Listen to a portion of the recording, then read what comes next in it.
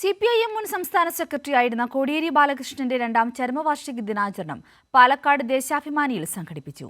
അനുസ്മരണ യോഗം CPIM കേന്ദ്ര കമ്മിറ്റി അംഗം കെ രാധാകൃഷ്ണൻ ഉദ്ഘാടനം ചെയ്തു.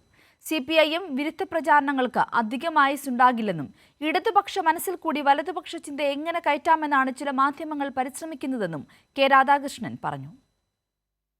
CPIM മുൻ സംസ്ഥാന സെക്രട്ടറിയും മുൻ ആഭ്യന്തരമന്ത്രിയുമായിരുന്ന കോടിയേരി ബാലകൃഷ്ണന്റെ രണ്ടാം ചരമവാർഷിക ദിനാചരണമാണ് പാലക്കാട് ദേശാഭിമാനിയിൽ നടന്നത്.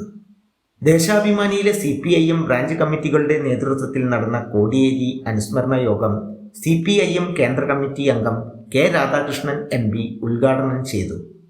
രാജ്യത്ത് ഇടതുപക്ഷ ആശയങ്ങൾ ഇല്ലാതാക്കാനുള്ള ശ്രമങ്ങളാണ് വർത്തമാനകാലത്ത് നടക്കുന്നതെന്ന് കെ രാധാകൃഷ്ണൻ പറഞ്ഞു. എല്ലാ വർഗീയവാദികളുമുണ്ട്, അതേതെങ്കിലും ഒരു വർഗീയവാദികൾ മാത്രമല്ല. അതിൽ പ്രധാനപ്പെട്ട റോള് സംഘപരിവാറാണ്.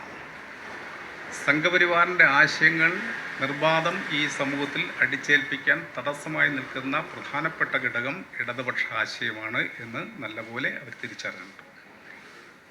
അതുകൊണ്ട് തന്നെയാണ് ഇന്ത്യയിൽ നിന്നും ഇടതുപക്ഷ ആശയത്തെ തന്നെ ഇല്ലാതാക്കാൻ വേണ്ടിയുള്ള വലിയ ശ്രമം നടന്നത്. കൈരളി ന്യൂസ്, പാലക്കാട്.